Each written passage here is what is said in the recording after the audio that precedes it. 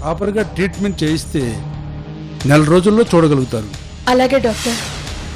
నా లక్ష్మి ఎప్పట్లా చూడగలిగితే నాకంతే చాలు.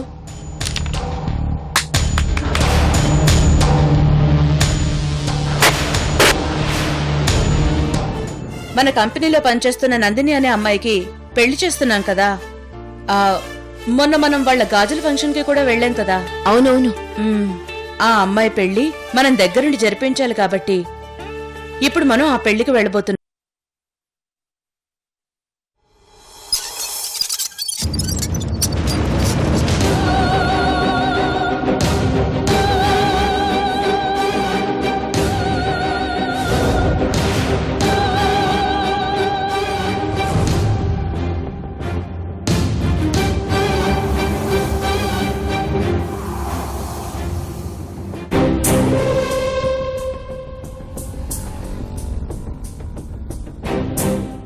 మారుస్తా, నా రూట్ మారుస్తా, మరోవైపు నుండి నరుక్కొస్తా. నేను కొట్టే దెబ్బకి ఒక్కొక్కరి బుర్రలు బద్దలైపోవాలి.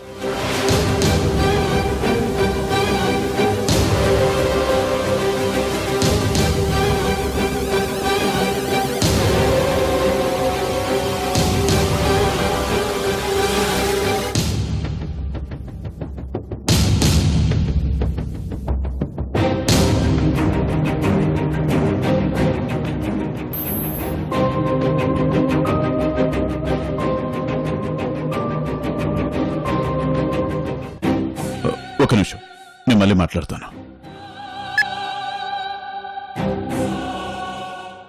ఎవరండి మీరు? నా పేరు దమయంతి.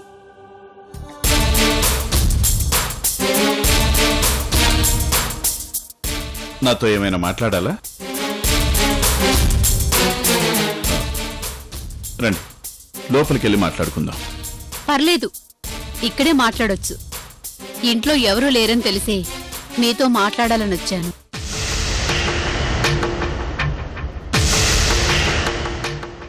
చెప్పండి.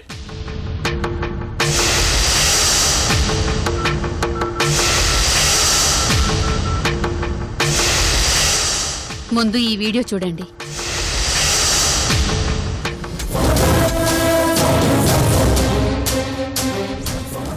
ఇన్నాళ్లకి ఇన్ని సంవత్సరాలు నా కోసం ఎంతో కష్టపడి నా తల్లిదండ్రులు వస్తే వాళ్ళ దగ్గరికి నేను వెళ్ళాలి కానీ నువ్వు వెళ్ళడం ఏంటి రోజీ?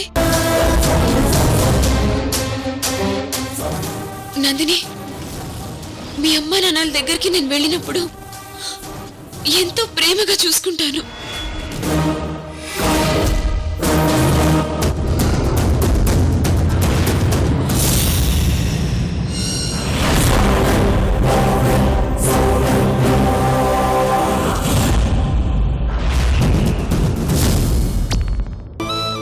నీ తల్లిదండ్రుల దగ్గరికి నన్ను వెళ్ళనివ్వు.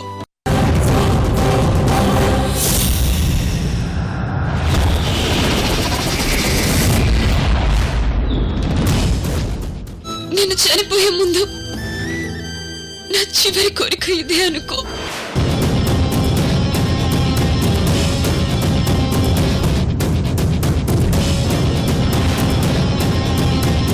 ఏంటి, షాక్ అయ్యారా?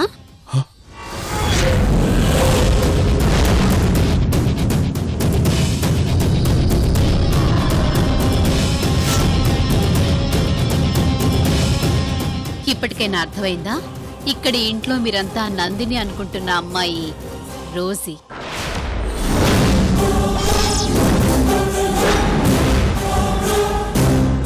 అక్కడ ఆ ఇంట్లో వాళ్ళంతా రోజీ అనుకుంటున్న అమ్మాయి నందిని. ఆ అమ్మాయే మీ సొంత కూతురు నందిని.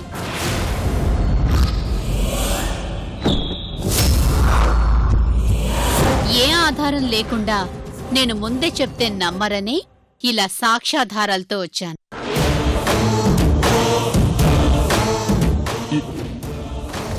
ఏంటిదంతా? నాకంతా అయోమయంగా ఉంది.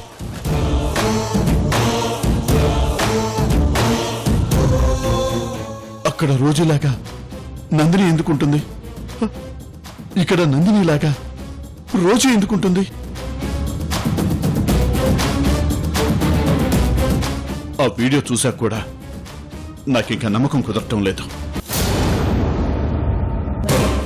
ఎవరు అసలు నందినినో నేను ఇప్పుడే తెలుసుకుంటాను. ఎలా? నేను చిన్నప్పటి ఫోటోను బట్టి పెద్దయ్యాక ఎలా ఉంటారో బొమ్మను వేయగలను. ఇంతకు ముందు కూడా ఒకసారి వేశాను, కానీ ఆ ఫోటో పెయింట్ మీద రంగులు పడి నందినిని నేను చూడలేకపోయాను. ఆ తర్వాత దాని అవసరం కూడా ఏమీ రాలేదు. కానీ ఇప్పుడు ఆ అవసరం వచ్చింది. నేను వెంటనే నందిని చిన్నప్పుడు ఫోటోను చూసి పెద్దయ్యాక ఎలా ఉంటుందో వేసి చూస్తాను. సరే, అలాగే కానివ్వండి, నేను చూస్తాను. అలాగే. ఉమ్.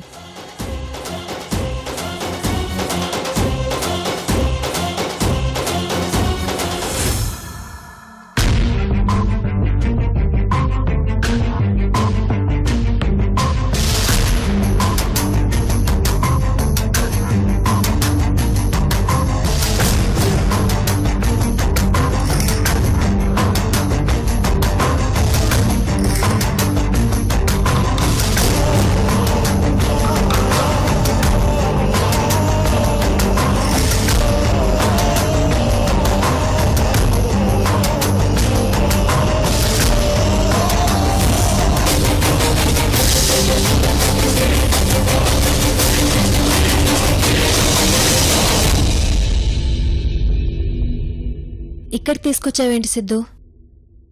పద చెప్తా.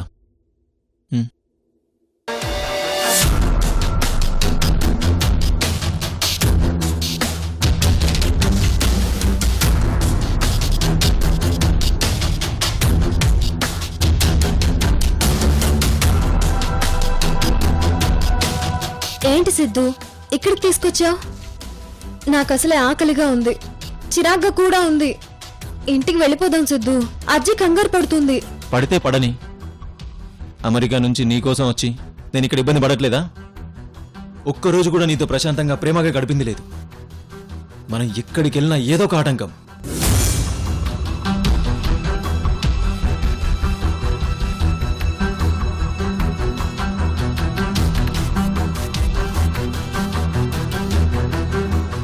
అందుకే ఈ అడవిలో అయినా కాస్త ప్రశాంతంగా ఉంటుందని ఇక్కడికి తీసుకొచ్చాం.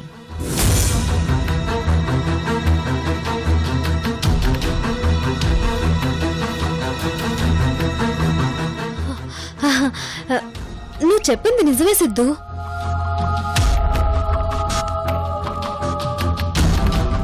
ఒక్కరోజు కాదు కదా, ఒక్క పూట కూడా మనం ప్రశాంతంగా ప్రేమగా గడిపింది లేదు. ఈ ప్లేస్ నాకు బాగా నచ్చింది. ఈ రోజు మనం ఇక్కడే ప్రేమగా రొమాంటిక్ గా గడిపి వెళ్ళిపోదాం.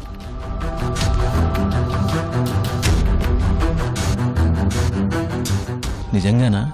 ఏ అనుమానమా?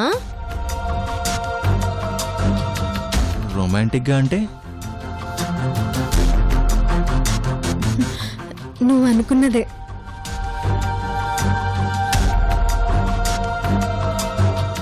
ఒక్క నిమిషం నందిని.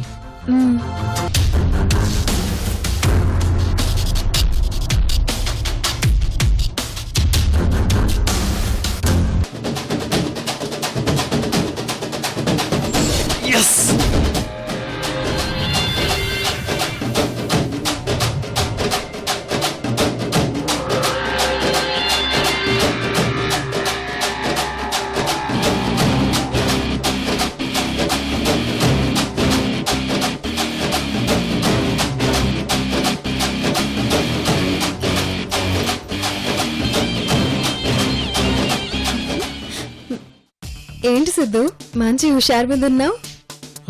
అంటే అదేం లేదు నందిని. నా అవతారం ఏం బాగోలేదు, నేను వెళ్ళి డ్రెస్ మార్చుకోవాలి.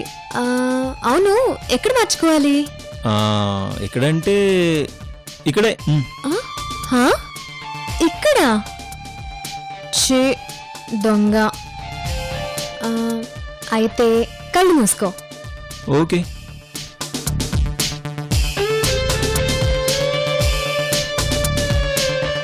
వామ్మో, నేను నమ్మను. నువ్వు చూసినా చూసొస్తావు. తీసేయ్. నేను నీ కళ్ళకు గంతలు కడతాను. Okay, as your wish. Hmm.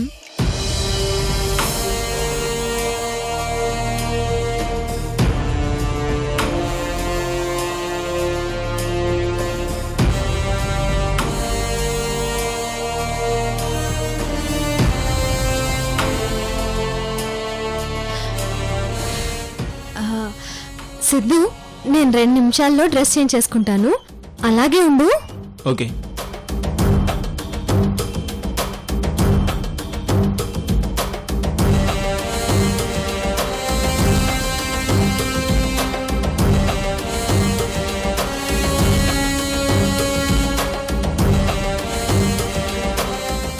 Sorry Siddhu, నిన్ను మోసం చేస్తున్నాను.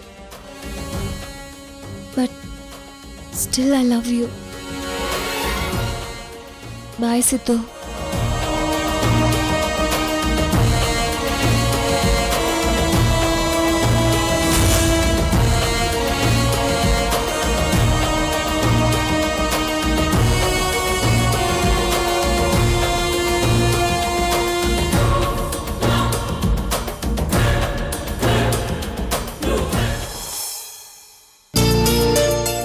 నందిని, నందిని, 2 నిమిషాలు దాటిపోయింది, ఇంకా ఎంతసేపు? చెప్పు నందిని. నందిని, నందిని, నందిని, మాట్లాడు నందిని. నందిని, నందిని, నందిని, నందిని.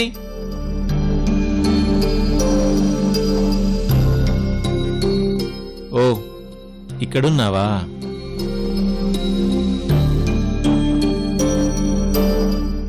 ఏం నందిని, పిలుస్తుంటే పలకవే?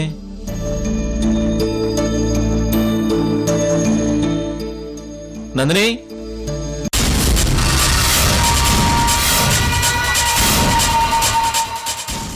నందిని,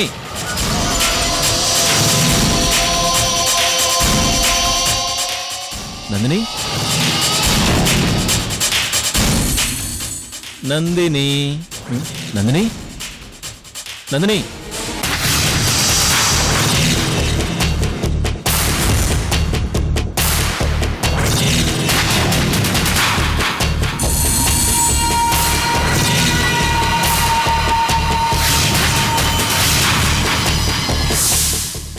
మోసం చేసావు నందిని.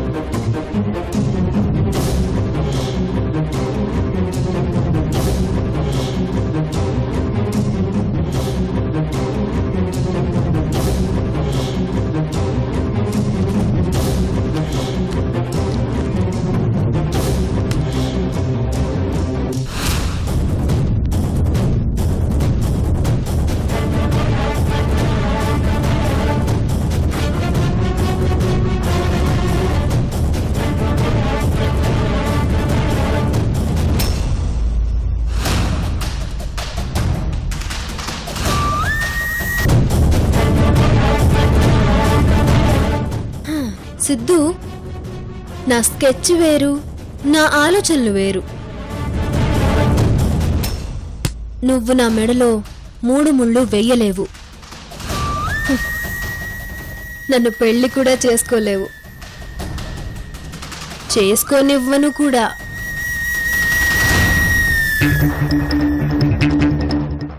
నా లక్ష్యం నెరవేరేంత వరకు ఎవ్వరూ నన్ను ఆపలేరు.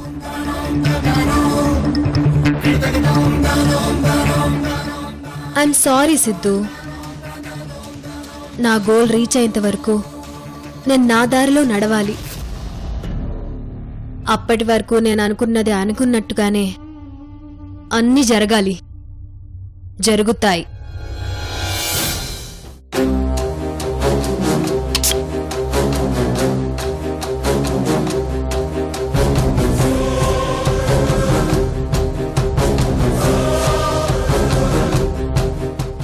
ముందుగా నేను సిద్ధు దగ్గర నుండి తప్పించుకోవాలి.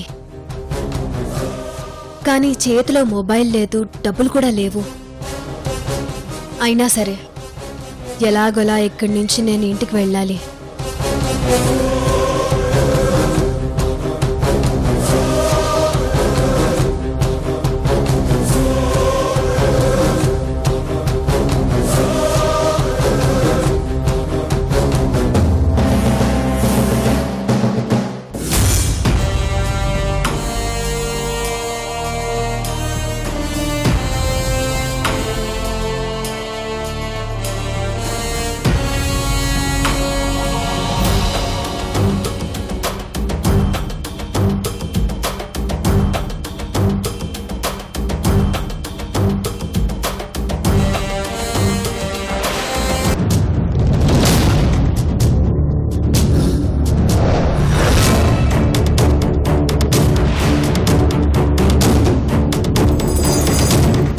మీ సొంత కూతురు నందిని ఫోటోని ఇప్పటికైనా చూశారుగా?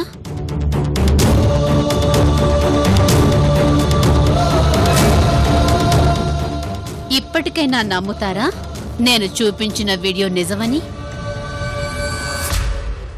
ఆ ఇంట్లో నందిని, ఈ ఇంట్లో రోజీ, ఇదంతా ఎందుకు చేస్తున్నారు వీళ్ళు? త్యాగమూర్తులు.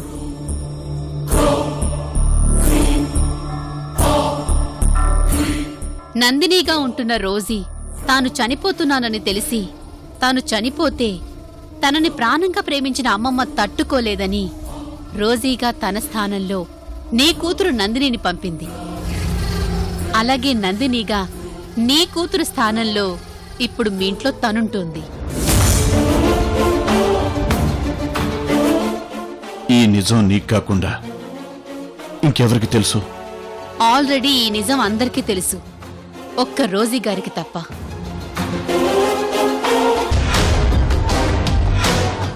ఈ నిజం రోజీ గారికి తెలిస్తే తన మనవరాలు చనిపోతుందన్న నిజం కూడా తెలుస్తుంది. కాబట్టి ఈ రోజీతో పాటు ఆ రోజీ గారు కూడా చనిపోతారు.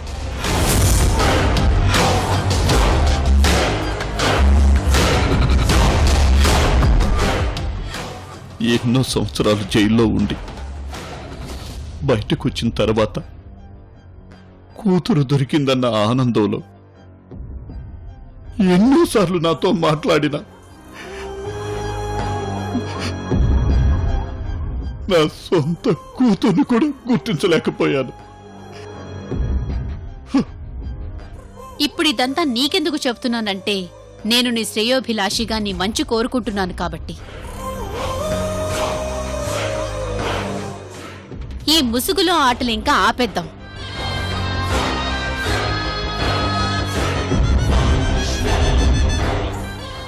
ఎవరు ఎవరనేది పూర్తిగా తెలిసేంత వరకు నీ కూతురుగాని కూతురు రోజీ పెళ్లి ఆపేద్దాం.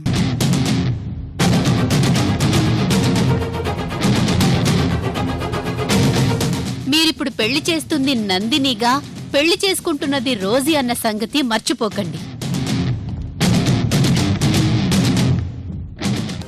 మీకు తెలియకుండా ఈ పెళ్లి చేస్తే మీ తప్పు కాకపోవచ్చు, కానీ ఇప్పుడు నిజమేంటో తెలిసాక కూడా ఈ పెళ్లి చేస్తే మాత్రం ఇది ఖచ్చితంగా మీ మోసం అవుతుంది.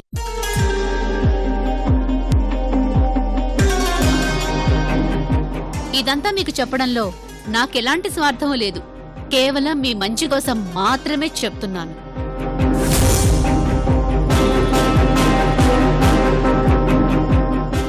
ఈ విషయంలో నేనేమైనా మీ మనసు నొప్పించుంటే నన్ను క్షమించండి. వస్తాను. ఇంతకీ మీరు? నేనెవరో, ఈ విషయం మీకే ఎందుకు చెప్పానో, అసలు ఈ విషయంలో నేనెందుకు ఇన్వాల్వ్ అవ్వాల్సి వచ్చిందో, ఇందులో నాకేంటి ప్రయోజనం, ఇలాంటివన్నీ త్వరలోనే మీకు తెలుస్తాయి. ఉంటాను.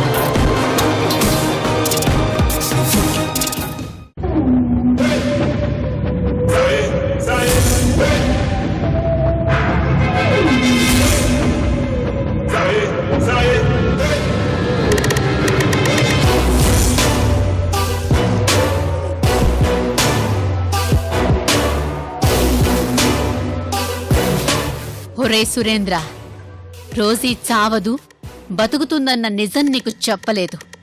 ఎందుకంటే నా ప్లాన్లో భాగంగా నీకు ఎంతవరకు చెప్పాలో అంతవరకే చెప్పాలి.